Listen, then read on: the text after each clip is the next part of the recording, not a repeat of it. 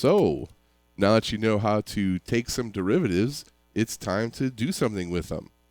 And we're first going to begin with just things that are purely mathematical, and then in a couple lectures we'll get to some context problems then.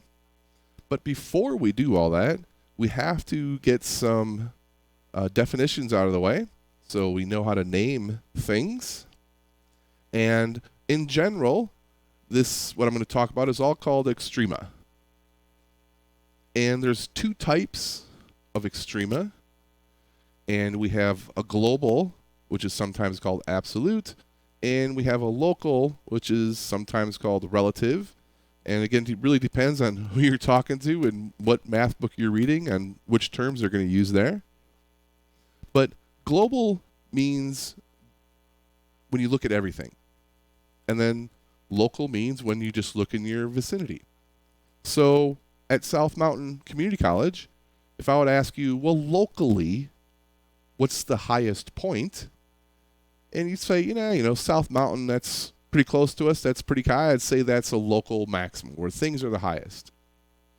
But if we look at the whole planet Earth globally, well, then we would say Mount Everest is the highest. And so global is the big picture. Local is little patches of area. And both of these can be broken down then into minimums and maximums. And so we can have something that's local, that's a minimum or a maximum. We could have something that's global, that's a minimum or a maximum. And so extrema then is these four things. 2 globals, 2 locals. So what does this look like when looking at a graph? So let's take a look at a graph over here. And if we look at the function right here, we can see it's sloping up. So it has a positive derivative here. But as we go around this turn right here, the function slopes down. So sloping up is a positive number, sloping down is a negative number, and in between that is 0, which is this point right here that we call then the turning point.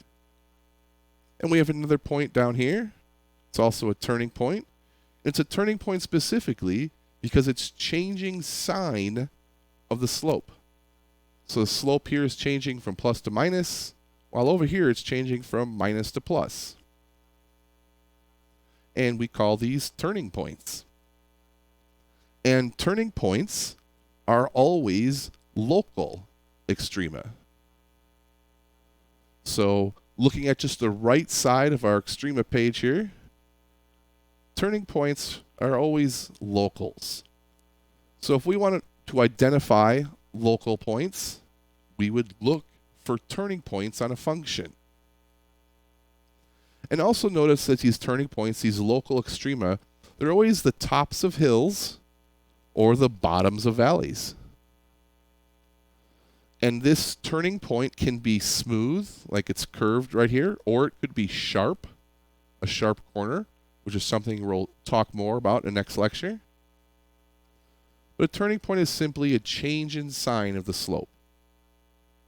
And then these are where our local extrema occur, a local max and a local min.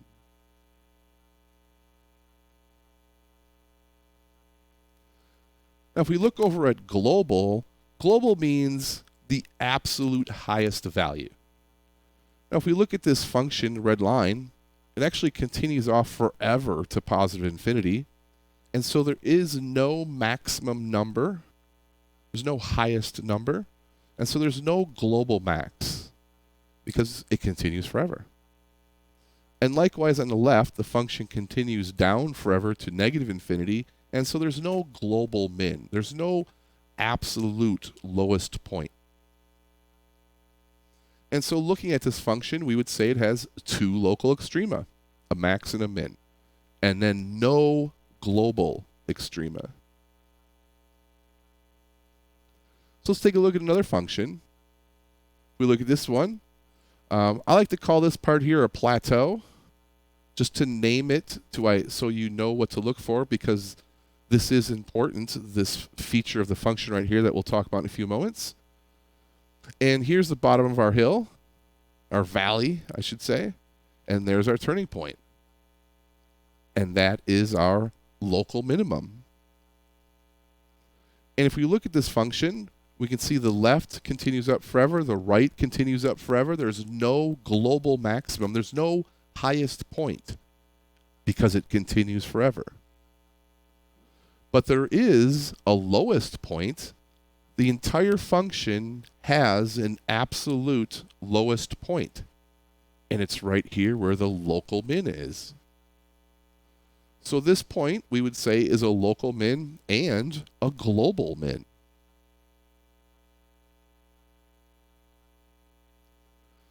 Let's check out some of the functions that my math lab shows, just to see what those look like. And what's going to change now is notice this function has endpoints. And this is going to be very important for this first 4.1 homework.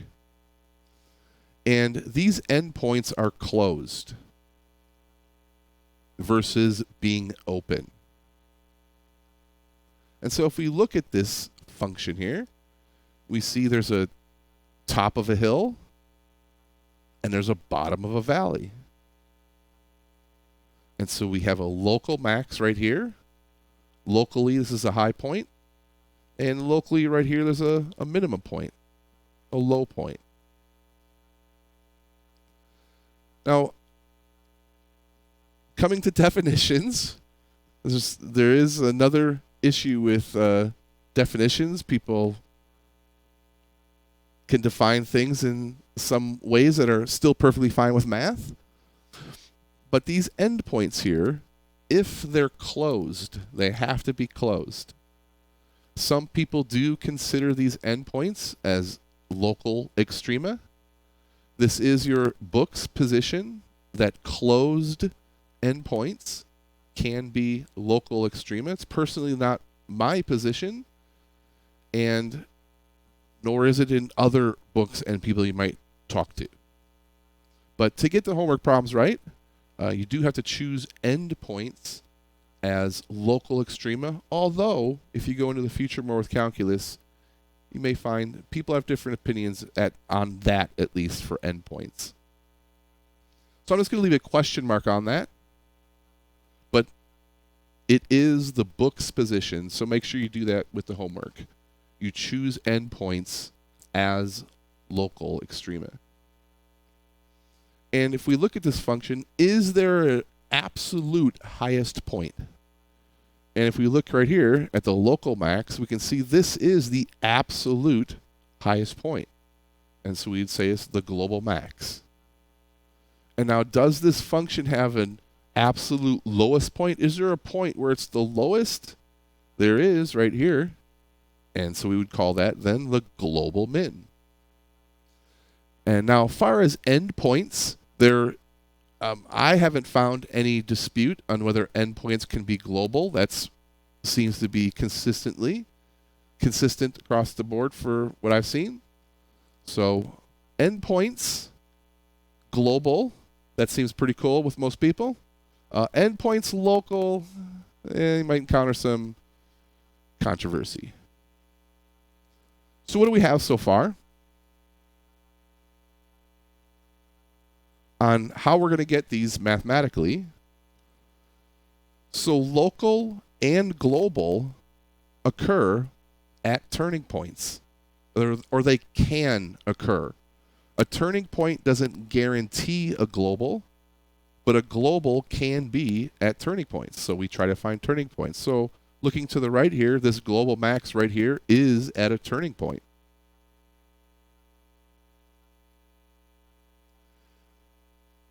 And the other thing that we're going to want to look for when doing extrema is we're going to be wanting to look at the endpoints. And the endpoints have to be closed. So for global, closed endpoints, pretty cool with most people. Local, closed endpoints, I'm going to give that one the question mark.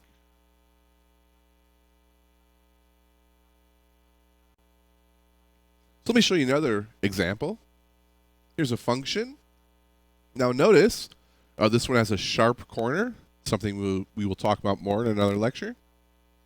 But this is a turning point. The function goes from sloping down, negative, to then sloping up, which is positive. So there's our turning point, and it's a local minimum. Now notice this case, the endpoints are open. Now an open endpoint means you can get forever closer to it. And because you can get forever closer, means you never reach some maximum number or some minimum number. So I'm talking like, say, 1.9, 1.99, 1.99999. You keep stacking those nines on. You can forever do that. And so you can never say then that there's a maximum number there. Now we can talk about the limit, but remember that's the limit. We're on to derivatives now, and we'll talk more about limits in the future. But this has nothing to do with the limit at the moment. And so endpoints that are open are not extrema, because you can get forever closer, which means there's never going to be some maximum or minimum value. And so there is no highest point here. The function's output can continue to get forever and ever closer here. And so we say there's no global max because the endpoints are open. But there is a global min. So the function's lowest point is right here.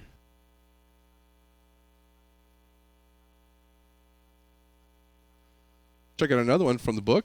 They're trying to purposefully be tricky on this one. So looks like a nice parabola. Unfortunately, it's got a hole right here, and they replace it with a point right here.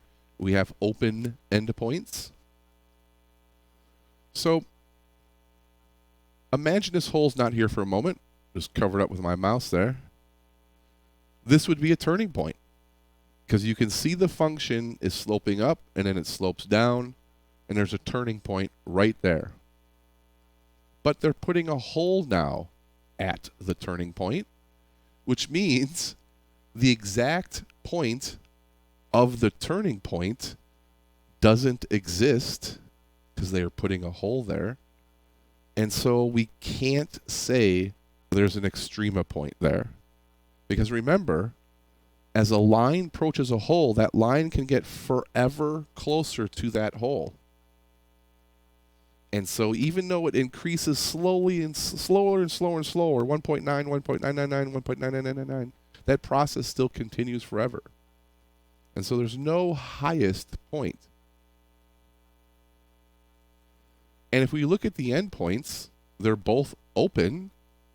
And so we can't say there's a lowest point. And so then we say there's no extrema for this function. There's no local or global high point, and there's no local or global minimum point.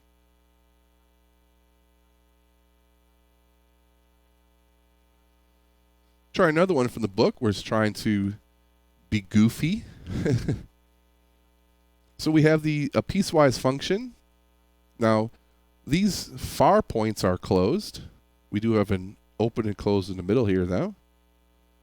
So if we look at this I'm just going to start from the left and read it to the right.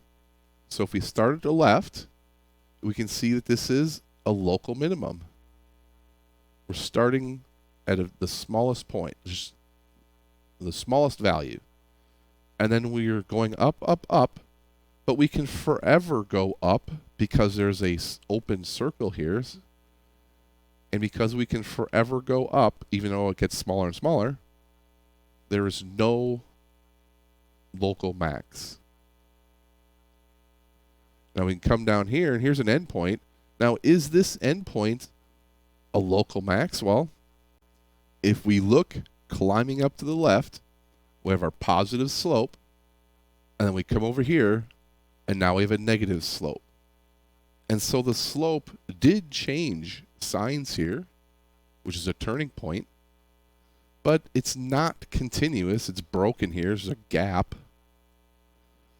And if there was a turning point, it would have to be right here. In other words, imagine these endpoints were just reversed. The top one is closed, but the bottom one is open. Imagine that. And in that case, this would be an extrema, because we're climbing up here, and if this was closed, that means we could stop right there, and that would be our extrema. But because it's open, we can't stop there. We continue forever, getting closer and closer and closer, and it's open. And so we can't say there's an extrema there because this is open. I know that might be a little bit difficult to maybe abstractly grasp, but again, I encourage you to think of like 1.9, 1.99, 1.999. As this function creeps closer and closer to the circle, that's what's happening. It's 1.9999, 1.9999999, and that continues forever. And there's going to be then no maximum value.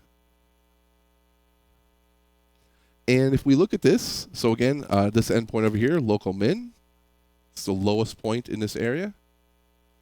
And the globals are also in the same spot.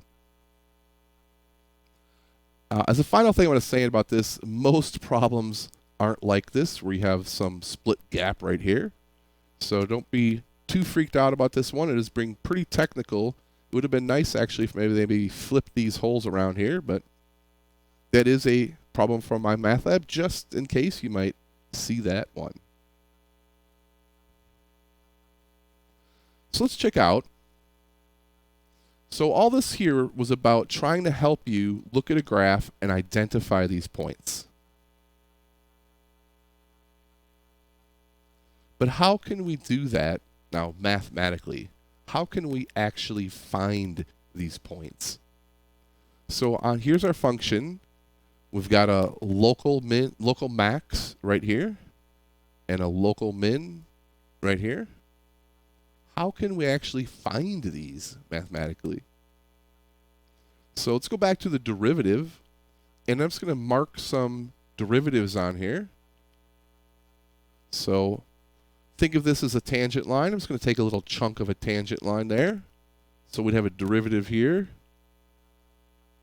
A derivative would look like this here, a tangent line. Another one here. And right as we get to the top, the tangent line, the derivative, would be horizontal. And as we come down the function, the derivative starts sloping down, still sloping down. We come to this plateau. The derivative will be 0 again, horizontal tangent line. And as we curve down here, the derivative starts sloping down. It's negative, it's negative. We get to a turning point where the derivative is 0.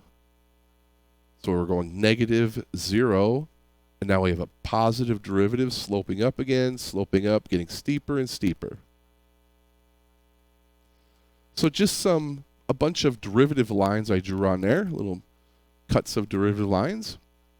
But focus on these, though. These are all horizontal. And that actually turns out something to be nice to solve for, because that means a slope of 0. So these are the places where we get a slope of 0. We get a slope of 0 at turning points and at these plateaus. This is where plateaus are going to start coming into the picture now. These are the places where the derivative is 0. So how do we solve that? Well, let me pull up what the actual function is you're seeing there. So the function I'd have graphed there is 2x to the 7th minus 4x cubed. And what I'm saying here is, okay, here's our function. Let's get the derivative. So if we take the derivative here, 7 will drop down. Take 1 off that exponent. Over here, 3 will drop down. Take 1 off that exponent. And that's our derivative. So what we're going to identify now, oh man, my slide went way far ahead there. Whoops. So what we want to identify now here is that this is where the derivative is 0. So here's our derivative.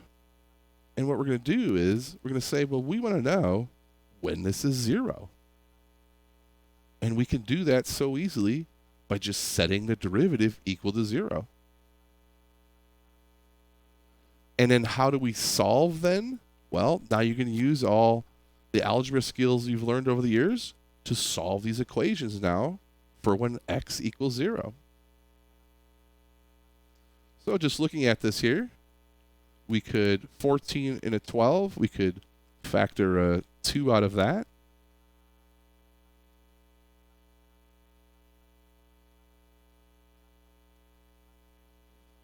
And both of these have at least 2 x's. So there's 6 x's here, there's 2 x's here, so we can factor out 2 x's.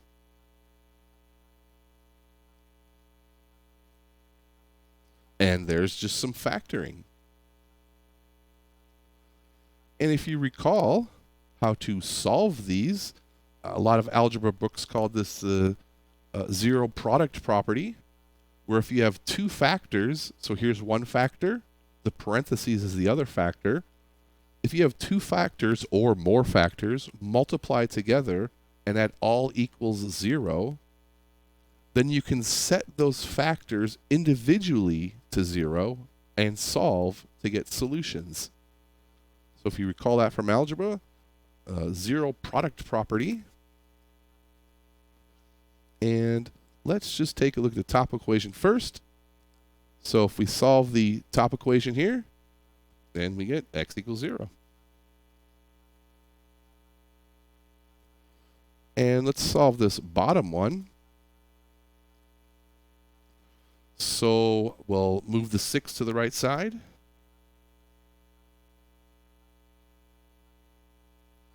Divide both sides by 7. And then take the 4th root to get rid of this 4 here. So we'll take the 4th root. Now you have to remember that when you take an even root, you will always have plus and minus solutions. When you have an odd root, you will only have one solution. So we do have an even root here, the 4th root, which means we will have plus or minus solutions. And I just want to say this really quick for maybe if that didn't come across too clearly. Let's say we have x cubed equals minus 1. Now you know this is a problem if this is x squared, because you can't take the square root of a negative number. But you can take odd roots of negative numbers. You can do that. So if we took the cube root of both sides, now what number times itself 3 times, because that's what cubed root means. What number times itself 3 times equals minus 1? Well, that's minus 1. So odd roots will always have one solution. Even roots will always have the plus and minus solution. So that's why we do have 2 solutions here.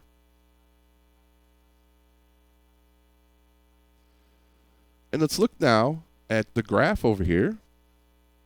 So we're going to have these places where we want a zero derivative. Well, where there is a zero derivative, that's where we want to solve for.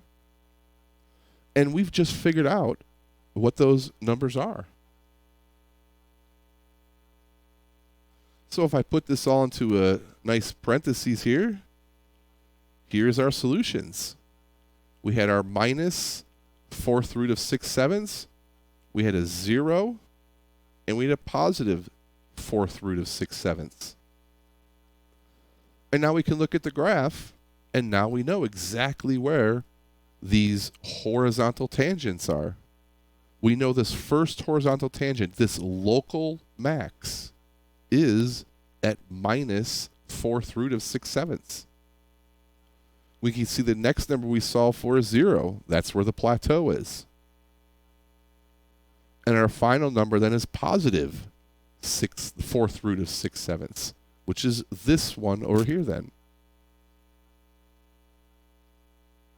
So we solved for exactly where the derivative equals 0. And where the derivative equals 0, the function will either be a turning point or a plateau.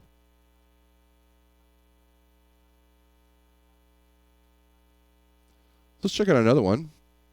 Oh, I'm just identifying on here. This is our local max, our local min. So let's check out another one from the book now. And this one is x squared minus 9. So we have a parabola here. But they're giving us a closed interval of a -3 to +4.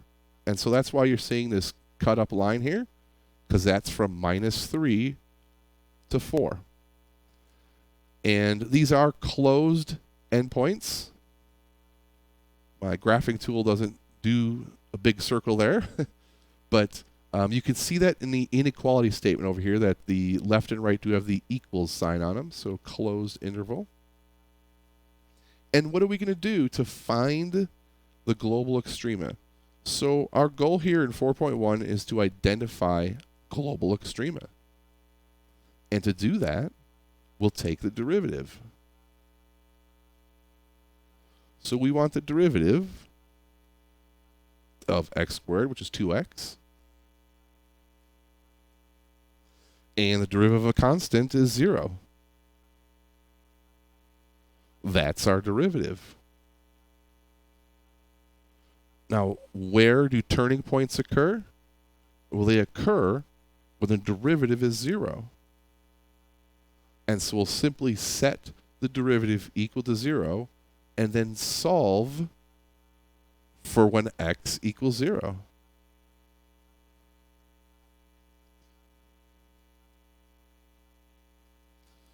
Now, you probably already knew this because it's a parabola, but this turning point right here is at x equals 0, because that's where the derivative is 0.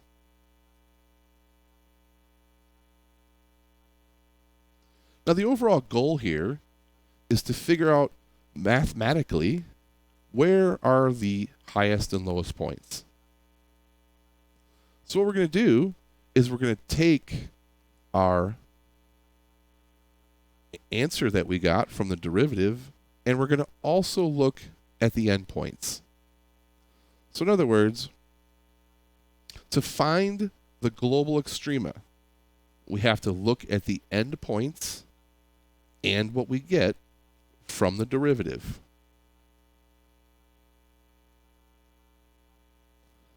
So our endpoints are -3 and 4, and our derivative gave us a 0. And then we're going to simply plug these into the function.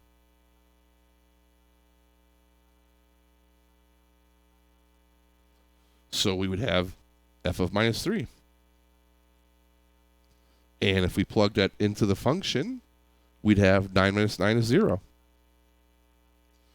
And then we would check 0, because that's our next number here. If we plug in 0, we'll get -9. And if we plug in our other number,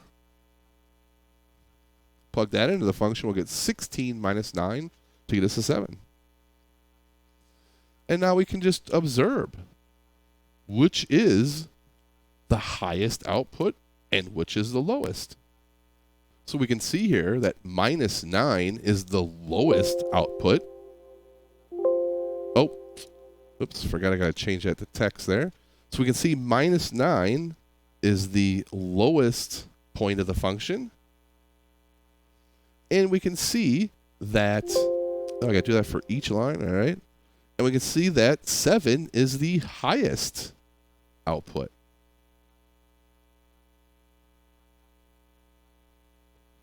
So if we go back to actually looking at the function, if you look to the left here, you can see this point right here That's just a local max right there. It's not global, though. This is not the highest point of the entire function. We can see down here, though, the turning point is the lowest point of the function. And a turning point is what gave us x equals 0. And you can see from our results, when x is 0, we have the lowest value. That's our global minimum. And all the way at the end point, way over here, our final endpoint, this is the highest point of the function. And that global max occurs at 4, the endpoint, with an output of 7. Now, there is a rigorous mathematical definition for all this. And the book does mention the extreme value theorem. And what the extreme value theorem says is if you have a closed continuous interval, then there will always be an absolute max and absolute min. So the interval has to be closed, and the function has to be continuous on that closed interval. If those things are satisfied, then the extreme value tells us that there will be a global max and a global min. And that's what justifies what we're doing here. We're taking the endpoints of -3 and 4 because the global extrema could be at the endpoints, but the global extrema could also be at a turning point. And there's no other place where it can be. These are the two places. At the endpoints or at a turning point where we solve for the derivative equals 0. So I want to make sure this is as clear as possible. So here's my little plan, our approach here, that I think works out pretty good. Our goal is to find global extrema on functions. And we're going to do that by finding the derivative. Once we find the derivative, we're going to set it equal to 0. Because global extrema can happen at turning points. And so we need to find where those turning points are. And those turning points occur when the derivative is 0. And so we'll simply set the derivative equal to 0 to solve for those points. And at step 3, we'll solve for these points. And these points are specifically called critical numbers. So you'll see this in your homework. It's also in your book, of course, but in your homework, it'll say solve for the critical numbers. And this is what they mean. Find the derivative, set it equal to 0, solve for all the x values. And those are the critical numbers. And then once you have the critical numbers, you plug the critical numbers and the endpoints into the original function, and then simply observe which is the highest and which is the lowest. So let's check out another example.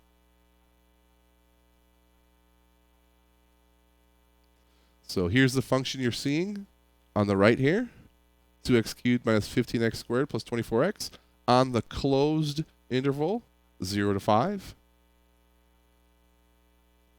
And we want to find all the global extrema of this function. We want to find where they're at and what the actual output is. So the first thing we do is we need to find the turning points. And we do that by finding the derivative. So we'll do the derivative of this. So we'll have 6x squared there, 30x plus 24. That's our derivative. And now we want to find turning points. And so we'll set this equal to 0. And then we'll solve this. So we can divide everything here by 6. So divide by 6, divide by 6, divide by 6. And remember your factoring, or whatever your factoring method is here.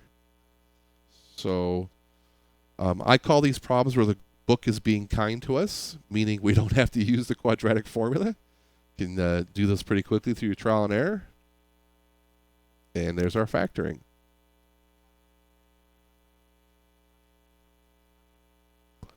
So just to be clear, we did step 1, find the derivative. Step 2, we set the derivative equal to 0. Step 3, we now solve for all the x's that will make this 0. And that's 1 and 4.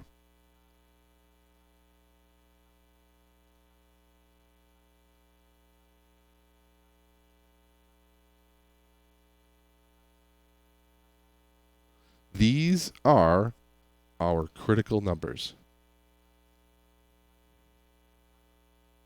The numbers you get from solving the derivative equals 0, those are called critical numbers.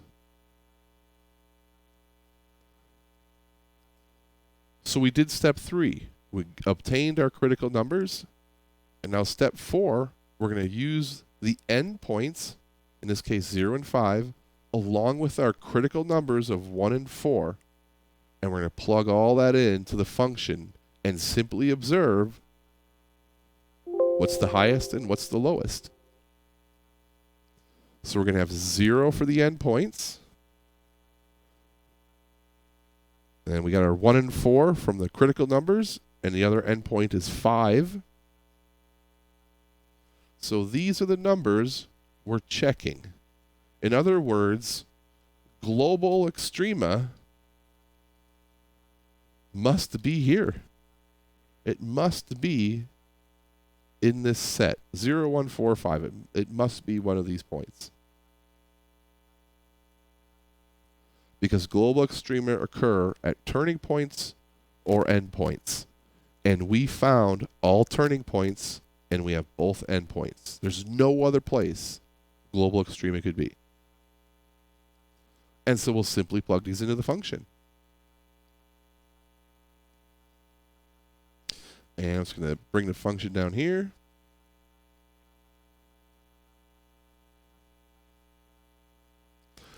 And if we plug in 0, so our first plug in there, so we'll plug in 0, and all that will equal 0.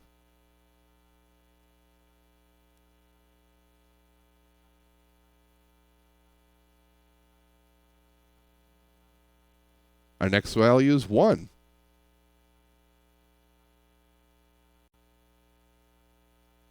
And if we plug that into the function, 2 minus 15 plus 24, and that's going to get us a 26 minus 15.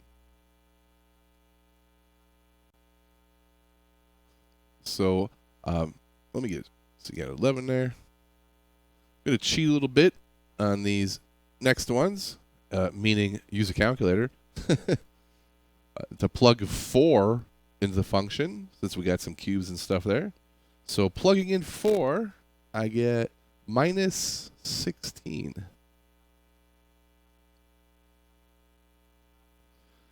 And then plugging in 5,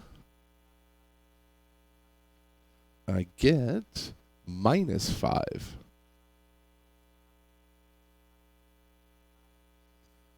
And so there we go. Our important points where the global extrema must be at 0, 1, 4, and 5.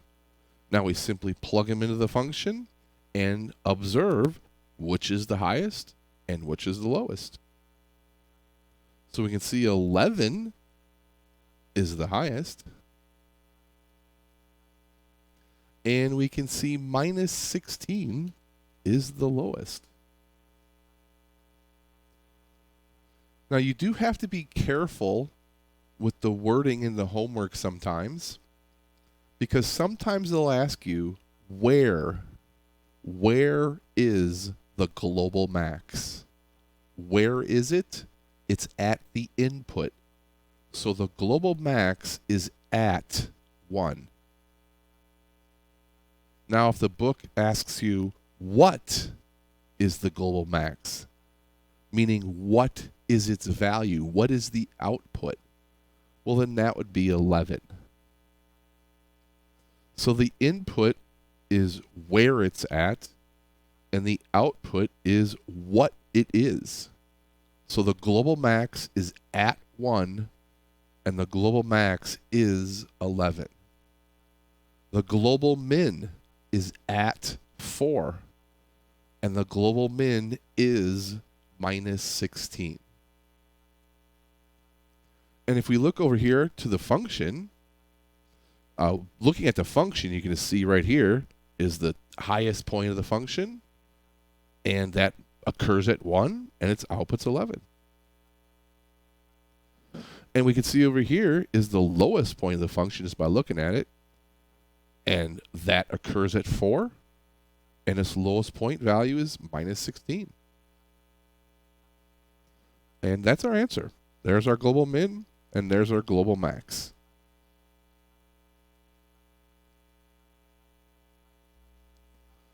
So let's check out another one. Let me just paste this again.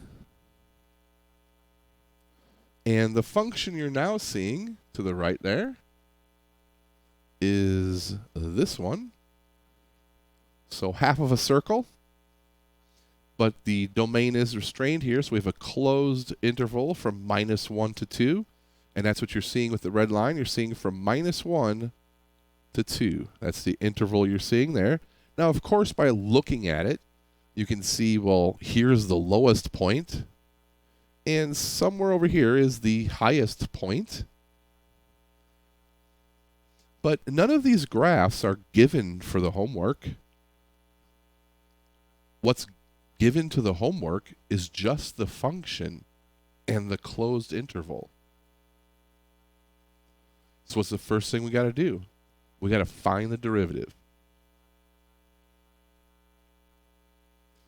So depending on what you like to do, maybe you'd want to write your next step as getting rid of these the square root. Can't manipulate the square root, turn that into half. And now we'll take this derivative. So the 1/2 will drop down. We'll subtract 1. So 1/2 minus 1 will be minus 1/2. And then the chain rule will pop out the derivative of the argument here. So the derivative of a constant is 0, and the derivative of minus x squared would be minus 2x. So I'll just leave that as a step there, but let's clean that up a little bit. So first off, this 2 will cancel this 2 here. So those 2's will cancel out. This minus sign, I'm just going to take it to the front here, because that looks so much nicer there.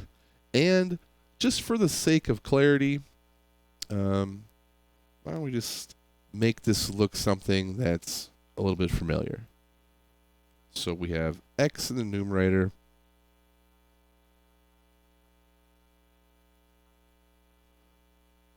And we'd have all that down there. So just cleaned it up. Here's what it originally, here's straight up doing a chain rule. And then here's what it looks like, clean it up and putting a square root back in there. And, whoops, I forgot the derivative prime there.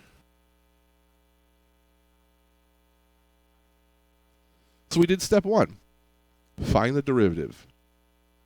And now we're going to set it equal to 0.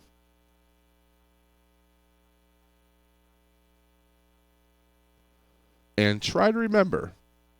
I know, I'm just going to remember set it equal to 0. Set it equal to 0. But try to remember the logic of that. We're trying to find turning points. And turning points always occur where the tangent line is horizontal, where the derivative is 0.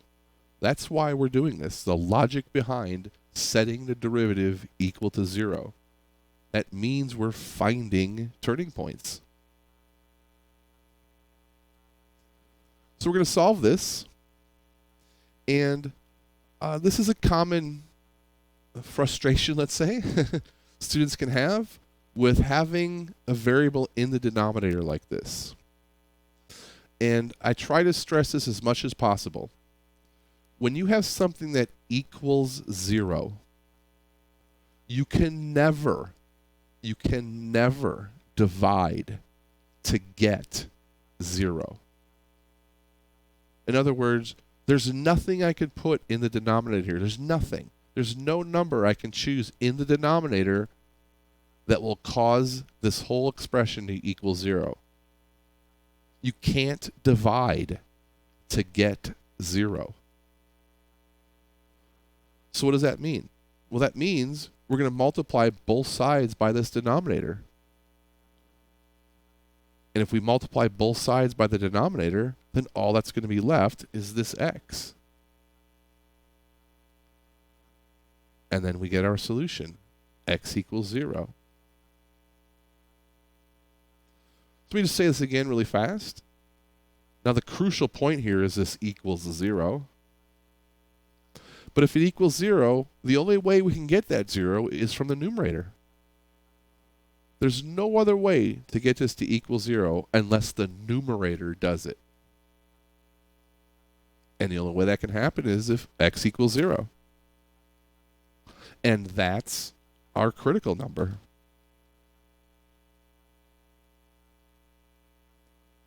So we did step 2, set the derivative equals 0. We did step 3, solve for x. Here's our critical numbers. And now we're going to plug our critical numbers and the endpoints into the function.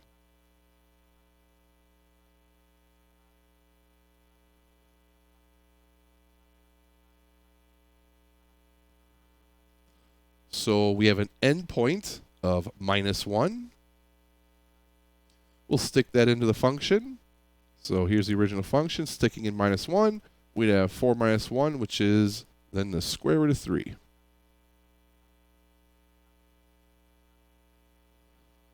And our critical number we got was 0.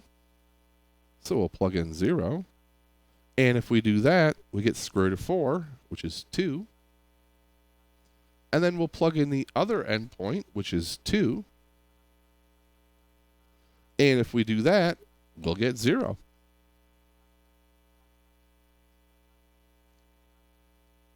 So again, plugged in the critical number and the endpoints. And now we simply observe which is the largest and which is the smallest. Now 2 is larger than the square root of 3. That's the global max.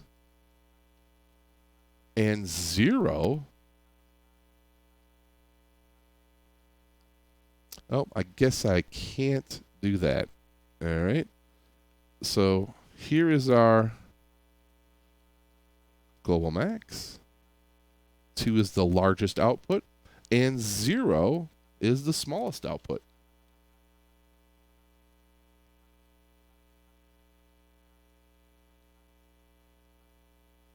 And if we look to our function, we can see this maximum value right here at the very top occurs at 0, and this maximum output is 2. And if we look at the minimum value right here at the end point, that occurs at 2 and has an output of 0. And that's our answer. Our global max and our global min. And again, how did we do that? Find the derivative. Set the derivative equal to 0. Solve that equation. Those solutions are the critical numbers. You then take the critical numbers and the endpoints and simply plug them into the function and visually observe which is the max and which is the min.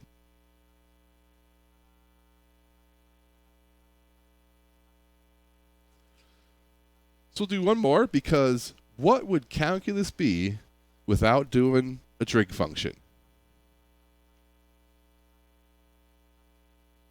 So here's good old cosine on this closed interval of pi to 9 pi over 4. And the first thing we want to do is find the derivative. We want to know where this function has 0 slope. So the derivative of cosine, a minus sine, and there's our derivative. Now to find turning points occur when the derivative is 0. And now we solve this equation. Now we can divide or multiply both sides by a minus to get rid of that minus. Make a little simplification there. And where is sine 0? Hopefully you remember some trig function stuff. So first off, sine of 0 is 0. And where does sine cross the x-axis again? It does it at pi. And where does sine cross the axis again? 2 pi,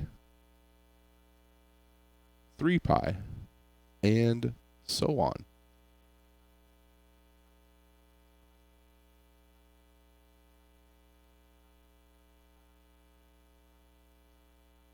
So sine equals 0 at integers of pi. How could we express this?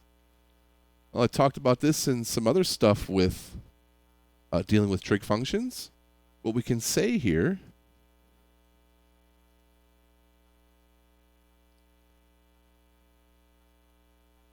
is we can then say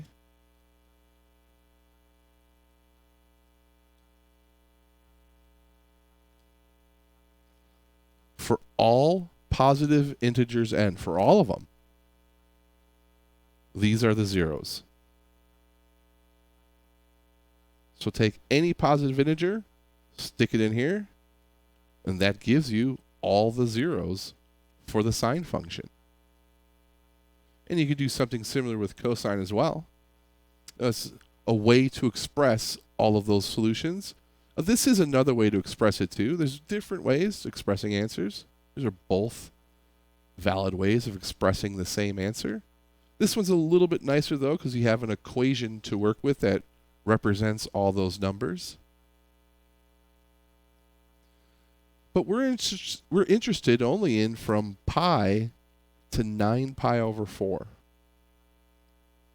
So you have to ask yourself then, of all these values, these infinite values, which ones are between pi and 9 pi over 4?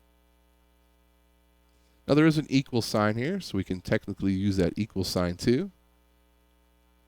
And let me just copy that down here. So first off, 0. 0 is not in this closed region, this closed interval. So 0 is not in there. So 0's not in there. But pi is. Pi equals pi. If we put pi in for x, so pi is good. 2 pi. Now 2 pi is 8 over 4. So 8 pi over 4 is 2 pi. So 2 pi is in this closed interval. But 3 pi isn't, because that would be 12 over 4. So everything after 3 pi is not in the interval. And so the numbers that are actually in our interval are pi and 2 pi. And now we're going to, now that we have our critical numbers, we're going to take our critical numbers and our endpoints and simply plug them into the original function to see where the min and max are. So let's take that original function and plug in some numbers.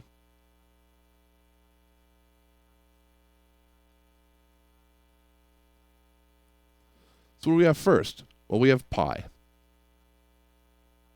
What happens if we plug in pi? Pi, cosine of pi is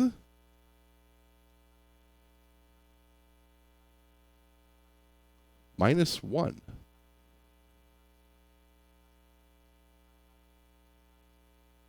What's our next one? So remember, our critical numbers are pi and 2 pi, and our endpoints are pi and 9 pi over 4. So we just did pi. The next one in line here would be 2 pi.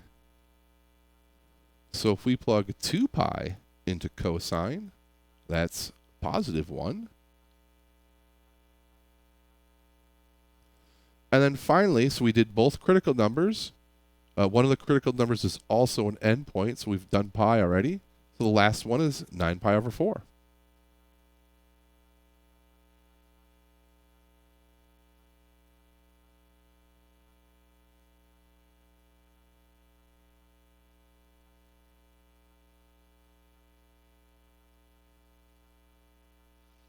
And what is that going to equal to? So I don't know your preferred way of solving these from trig, but I like to look at the integer places. So for instance, if I would just make this 9 and 8, well, 8 divided by 4 is 2, and I'd have cosine 2 pi, and cosine 2 pi is 1. But it's actually 9, and the difference between 8 and 9 is just 1. So that means 9 pi over 4 is going to be the same answer as pi over 4. And then you have to think about then, well, what's pi over 4? Remember, pi over 4 is the 45-degree one. And that answer is then the square root of 2 over 2. So just throwing some trig at you there, seeing if you remember all your angles. And here's all our answers. And now we'll simply observe which is the highest and which is the lowest.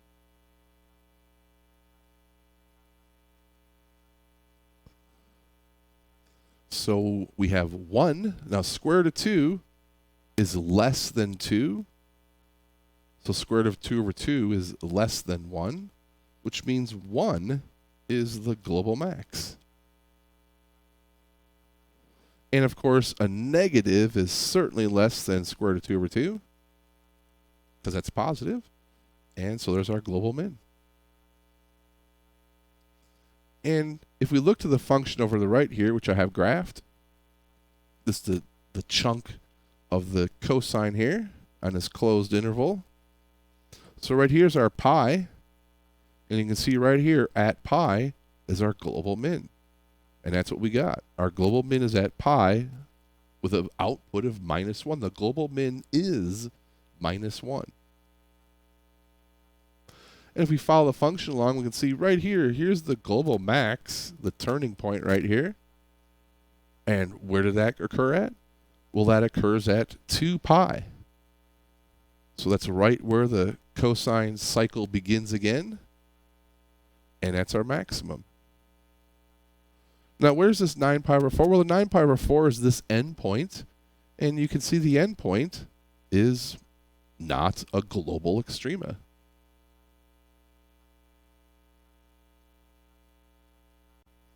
So, in closing, now that you know how to take the derivative, we're going to use it to find extrema of a function. We're going to use it to find the highest output of the function, the largest output, and to find the smallest output.